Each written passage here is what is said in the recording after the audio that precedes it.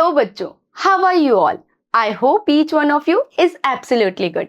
I'm your biology educator Dr. Diksha. Welcome you all in today's class, जिसमें हम पढ़ रहे हैं क्लास 11th बायोलॉजी का 14 chapter breathing and exchange of gases. Part 1 part 2 हम complete पढ़ चुके हैं, जिसमें हमने डिफरेंट रेस्पिरेटरी ऑर्गन के बारे में पढ़ा, साथ ही साथ हमने ह्यूमन रेस्पिरेटरी सिस्टम में रेस्पिरेटरी पासेस के बारे में पढ़ा। अब हम इसका पार्ट 3 देख रहे हैं, जिसमें हम लंग्स के बारे में पढ़ेंगे।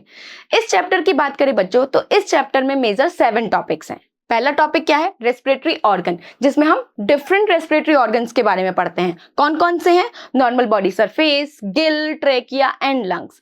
फिर हमने क्या देखा? ह्यूमन रेस्पिरेटरी सिस्टम में रेस्पिरेटरी पासेस के बारे में पढ़ा कि किस तरीके से एयर नॉस्ट्रल से ब्रोंक्यूल्स तक पहुंचती है।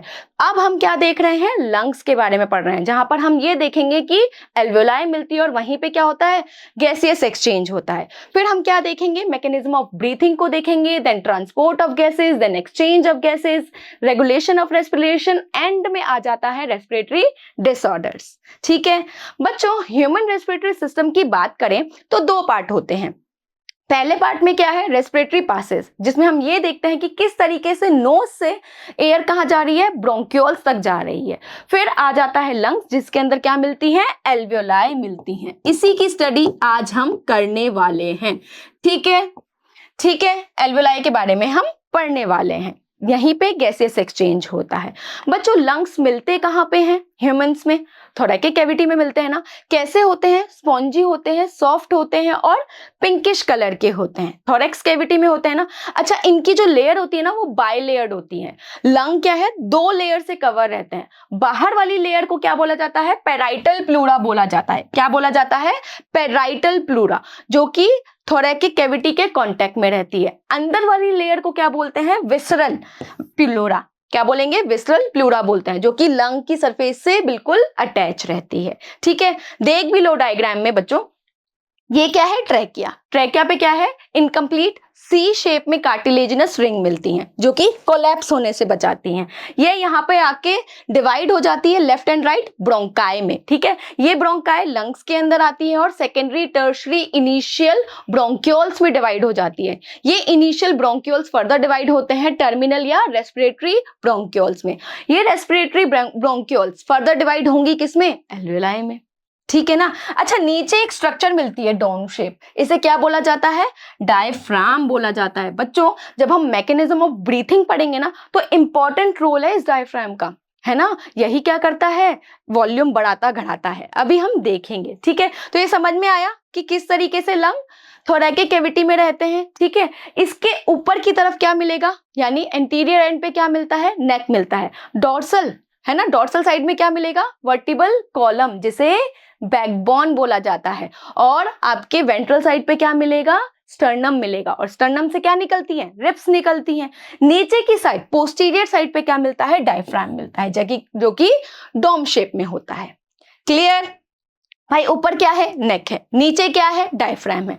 पीछे क्या है? डॉर्सल साइड पे क्या है? बैकबोन है, जिसे वर्टिबल कॉलम बोलेंगे। आगे की साइड क्या है? स्टर्नम है, जिससे रिब्स निकलती हैं। तो जो लंग्स है ना, इन्हीं रिब्स में प्रोटेक्ट रहते हैं। ठीक है, इसकी मेम्ब्रेन को क्या बोला जाता है? प्लूरा बोला जाता है ना। अच्छा, लेयर 2 होती हैं, पेराइटल और विसरल। इनके बीच में एक कैविटी होती है, जिसे प्लूरल कैविटी बोला जाता है। और इस कैविटी में फ्लूइड फिल रहता है, जिसे प्लूरल फ्लूइड बोला जाता है। क्या काम होता है इसका? बच्चों, ये दोनों लेयर को चिपकने से बचाता है। भाई, अगर कुछ नहीं होगा तो क्या होगा? दोनों लेयर चिपक सकती हैं। तो फ्लूइड फिल होता है ताकि दोनों लेयर आपस में चिपके नहीं। ठीक है। अच्छा, अपने थोरैक्स कैविटी में क्या क्या मिलेगा? मैंने आपको बता दिया। ऊपर की तरफ नेक है, नीचे की तरफ यानी पोस्टीरियर साइड पे क्या है? डायफ्राम है। डॉर्सल साइड पे क्या है? बैकबोन है ना। और आगे की साइड वेंट्रल साइड पे क्या है बच्चों? आपका स्टर्नम है, जिससे रिब्स निकलती हैं। क्लियर। अच्छा, ये थोरैक्स कैविटी है ना, बढ़ती घटती रहती है, तो इसका डायरेक्ट रिफ्लेक्शन किस पे पड़ता है? आपका लंग कैविटी पे। भाई, चेस्ट कैविटी क्या है? बढ़ती घटती रहती है ना। अब इसका डायरेक्ट रिफ्लेक्शन किस पे पड़ेगा? लंग्स कैविटी पे। लंग्स कैविटी पे क्यों पड़ेगा? क्योंकि लंग्स कैसे हैं? सॉफ्ट हैं, स्पॉन्जी हैं। तो जैसे ही एयर अंदर आती है तो ये कैविटी बढ़ जाती है ना, और जैसे ही एयर बाहर जाती है तो ये वापस अपने नॉर्मल पोजीशन में आ जाते हैं। क्लियर? पढ़ेंगे हम ब्रीथिंग कैसे होती है, ठीक है बच्चों। मैंने बताया था कि ट्रेकिया है वो लंग में कैसे एंटर करते हैं, ब्रोंकाई से, है ना। प्राइमरी ब्रोंकाई डिवाइड हो जाएंगे सेकेंडरी में, सेकेंडरी वापस डिवाइड हो जाएंगे टर्शरी में, टर्शरी ब्रोंकाई डिवाइड हो जाएंगे ब्रोंक्यूल्स में, इनिशियल ब्रोंक्यूल्स में, और ये इनिशियल ब्रोंक्यूल्स डिवाइड हो जाएंगे किसमें, रेस्पिरेटरी या टर्मिनल ब्रोंक्यूल्स में। ठीक है, यही है स्टोरी पूरी, है ना, यही है ना। हमें पता है ना भाई, ये ट्रैकिया है, ये डिवाइड हो जाता है इस तरीके से प्राइमरी ब्रोंकाई में। जब ये लंग्स में एंटर होता है बच्चों तो ये फर्दर डिवाइड होता हुआ चला जाता है सेकेंडरी ब्रोंकाई में, देन टर्शरी ब्रोंकाई में, टर्शरी इनिशियल में। ये कहानी आपको पता है ना। और एंड में क्या बन जाता है, एल्वियोलाई बन जाती हैं, जो कि कैसी हैं, सैक लाइक स्ट्रक्चर है। एल्वियोलाई में डिवाइड हो जाता है, जहां पे मेन एक्सचेंज ऑफ गैसेस होता है। इसकी जो लेयर होती है ना बच्चों, सिंपल स्क्वेमस होती है, मतलब पतली सी लेयर होती है। तो जैसे ही एयर अंदर आएगी तो लेयर और भी थिन हो जाएगी। वैसे क्या होता है, जब एयर नहीं रहती है तो ये वैसे भी पतली रहती है, पर जब आ जाती है एयर अंदर ऑक्सीजन कंटेनिंग तो ये और पतली हो जाती है और डिफ्यूजन की प्रोसेस इजीली हो जाती है। क्लियर? क्लियर। तो लंग्स अपने किस किस से बने बच्चों, branches of bronchi, bronchioles and alveoli से। क्लियर भाई, लंग बन किससे रहे हैं, क्या क्या आ रहा है, सेकेंडरी ब्रोंकाई आ रहा है, टर्शरी आ रहा है, इनिशियल ब्रोंक्यूल्स आ रहे हैं, टर्मिनल ब्रोंक्यूल्स आ रहे हैं, और एंड में एल्वियोलाई। एल्वियोलाई पे ही क्या हो रहा है, एक्सचेंज ऑफ गैसेस देखने को मिल रहा है। समझ में आया भाई? लंग्स कहाँ पे हैं, थोरैक्स कैविटी में है, ठीक है। ऊपर की साइड क्या मिलता है, इंटीरियर एंड पे क्या मिलता है, नेक मिलता है। पोस्टीरियर एंड पे क्या मिलेगा, डोम शेप में डायफ्राम देखने को मिलता है। डॉर्सल साइड में क्या देखने को मिलता है, वर्टिबल कॉलम देखने को मिलता है। वेंट्रल साइड पे क्या देखने को मिलता है, स्टर्नम। और इन्हीं के बीच में क्या है, अपने लंग्स हैं। किससे प्रोटेक्ट रहते हैं, रिब से प्रोटेक्ट रहते हैं, 12 होते हैं, ठीक है। क्लियर। तो रेस्पिरेटरी ट्रैक क्या हो गया बच्चों आपका, नॉस्ट्रल से लंग्स तक। लंग में भी कहाँ, एल्वियोलाई। कहाँ कहाँ एयर जाएगी, पहले जाएगी नॉस्ट्रल में, है ना। ये पोर है, इन्हीं पोर्स को क्या बोला है, नॉस्ट्रल बोला है। इससे कहाँ जाएगी, नेजल कैविटी में। फिर कहाँ जाएगी, इनर नेजल पोर में। फिर कहाँ जाएगी आपकी, फेरिंग्स में, देन लैरिंग्स में। लैरिंग्स क्या है, साउंड बॉक्स है। किसका पार्ट है, ट्रेकिया का पार्ट है। ट्रेकिया से कहाँ जाएगी, प्राइमरी ब्रोंकाई में। प्राइमरी ब्रोंकाई से सेकेंडरी, सेकेंडरी से टर्शरी, टर्शरी से इनिशियल ब्रोंक्यूल्स में, इनिशियल ब्रोंक्यूल से रेस्पिरेटरी या टर्मिनल ब्रोंक्यूल्स में, और एंड में कहाँ चली जाएगी, एल्वियोलाई में, जो कि सैक लाइक स्ट्रक्चर होती है। और यहीं पे एक्सचेंज ऑफ गैसेस देखने को मिलता है। बोलो समझ में आया, समझ में आया। अच्छा एक चीज और, मैंने आपको बताया नॉस्ट्रल से कहां जा रही है, अंदर जा रही है। मेन एक्सचेंज कहां हो रहा है, एल्वियोलाई पे हो रहा है ना। यही चीज है ना। अच्छा हम देखें स्टेप कौन कौन से हैं।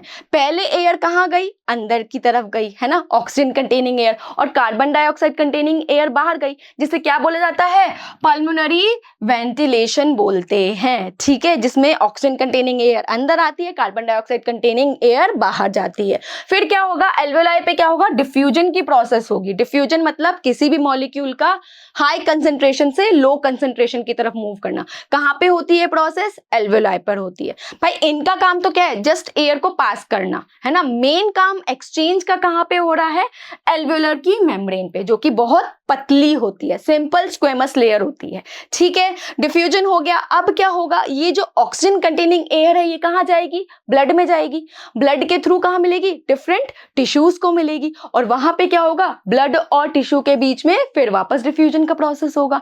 ब्लड को में क्या आ जाएगा, कार्बन डाइऑक्साइड कंटेनिंग एयर आ जाएगी, और टिश्यूज में क्या आ जाएगा, ऑक्सीजन कंटेनिंग एयर आ जाएगी। और टिश्यूज में अंदर क्या चल रहा है, मेटाबॉलिक एक्टिविटीज चल रही है, जिससे सारी रिएक्शन हो जाती हैं। बोला समझ में आया, समझ में आया। चलो एक बार फिर से समझ लो। देखो क्या हुआ, पहले पल्मोनरी वेंटिलेशन हुआ जिसमें ऑक्सीजन कंटेनिंग एयर अंदर आई, ठीक है। डिफ्यूजन की प्रोसेस कहाँ हुई, एल्वियोलर की मेम्ब्रेन पर। फिर ये जो ऑक्सीजन कंटेनिंग एयर आ गई, ये ब्लड के थ्रू कहाँ जाएगी, डिफरेंट टिश्यूज में, ठीक है। टिश्यूज के पास पहुंच गई। अब टिश्यूज के पास क्या है, carbon dioxide. Carbon dioxide containing air कहाँ चली जाएगी, वापस एल्वियोलाई के थ्रू निकल जाएगी बाहर नोस्ट्रल से। और ऑक्सीजन कंटेनिंग एयर कहाँ चली जाएगी, आपकी टिश्यूज के अंदर चली जाएगी। टिश्यूज के अंदर क्या हो रही है, कैटाबॉलिक रिएक्शन हो रही है, यानी फूड का ब्रेक डाउन हो रहा है, जिसमें ऑक्सीजन की रिक्वायरमेंट होती है। बोलो समझ में आया। मैंने रेस्पिरेशन की जब डेफिनेशन बताई थी तो मैंने समझाया था कि रेस्पिरेशन क्या है, जिसमें ऑक्सीजन की प्रेजेंस में फूड को ब्रेक डाउन किया जाता है, क्लियर, समझ में आया भाई? रेस्पिरेटरी स्टेप समझ में आ गए कि कहाँ से क्या क्या हो रहा है, ठीक है। अच्छा, एक चीज और, मैंने आपको बताया एयर नॉस्ट्रिल से जा रही है, कहां तक जा रही है? एल्वेओलाई तक। तो मेन एक्सचेंज कहां पे हो रहा है? एल्वेओलाई पर हो रहा है। पर नॉस्ट्रिल से ब्रोंक्यूल्स तक, है ना, टर्मिनल ब्रोंक्यूल्स तक का पार्ट क्या कहलाता है? कंडक्टिंग पार्ट कहलाता है। भाई वहां पे कोई एक्सचेंज नहीं हो रहा, जस्ट ऑक्सीजन कंटेनिंग एयर अंदर जा रही है। मेन कहां पे हो रहा है आपका? एल्वेओलर पे, है ना, एल्वेओलाई पे, एल्वेओलाई की डक्ट पे। तो इसी वजह से इनको क्या बोला जाता है? एक्सचेंज पार्ट बोला जाता है। बोला समझ में आया? समझ में आया भाई? इनका काम तो क्या है? नॉस्ट्रल से लेकर टर्मिनल ब्रोंक्यूल्स तक जस्ट वो पास करने का काम कर रहे हैं, कुछ काम नहीं हो रहा, जस्ट पास हो रही है air. Main exchange of gases कहां हो रहा है? एल्वेओलाई पर। इसी वजह से एल्वेओलाई को क्या बोला जाता है? रेस्पिरेटरी पार्ट या एक्सचेंज पार्ट बोला जाता है। समझ में आया? समझ में आया? तो आज के इस लेक्चर में बच्चों हमने क्या देखा? हमने ह्यूमन रेस्पिरेटरी सिस्टम में लंग्स के बारे में पढ़ा। लंग्स कहाँ होते हैं? थोरैक्स कैविटी में रहते हैं, ठीक है। कैसे होते हैं? सॉफ्ट होते हैं, स्पॉन्जी होते हैं और पिंकिश कलर के होते हैं, है ना। आगे इसके क्या होता है? नेक होता है। नीचे की साइड क्या होता है? डायफ्राम होता है। डोर्सल साइड पे क्या देखने को मिलेगा? बैकबोन देखने को मिलती है, जिसे वर्टिबल कॉलम बोला जाता है। आगे की साइड वेंट्रल साइड पे क्या देखने को मिलेगा? स्टर्नम। स्टर्नम से क्या निकलती है? रिब्स निकलती है और इन्हीं के बीच में लंग्स प्रोटेक्ट रहते हैं। लंग्स की मेम्ब्रेन को प्लूरा बोला जाता है। बाइलेयर्ड होती है, विस्ट्रल प्लूरा और parietal pleura. Clear clear clear clear. चलो, सबको समझ में आ गया? चलो कुछ क्वेश्चंस कर लेते हैं। पहला क्वेश्चन क्या है बच्चों? The wall of trachea is shape as rings of hyaline cartilage. कैसी होती है वो? इनकम्प्लीट होती है ना, इनकम्प्लीट होती है ना। कैसी दिख रही है आपको? सी शेप में। तो answer is A, C shape. Next question, bronchi, bronchioles and alveoli together form. क्या बनाती हैं ये? ब्रोंकियल ट्री, ब्रोंकियल ट्री बनाती है बच्चों, है ना भाई? यही तो लंग्स में आगे ओपन हो रहा है, जिसे ब्रोंकियल ट्री बोला जाता है। Next question, there is a bilayered pleural membrane in the lungs, है ना, दो लेयर रहती हैं। Its outer shell is called parietal and its inner shell is called visceral, ठीक है। तो बाहर वाली कौन सी है? पेराइटल, और अंदर वाली कौन सी है? Visceral. Clear clear. Next question, the alveoli are the place where exchange of gases takes place. Statement is true. भाई यही तो होता है, इसको रेस्पिरेटरी पार्ट या एक्सचेंज पार्ट बोला जाता है। Next question, exchange of gases in the alveoli in the lungs occur by simple diffusion. हाँ, डिफ्यूजन की प्रोसेस ही होती है, तो स्टेटमेंट इज ट्रू।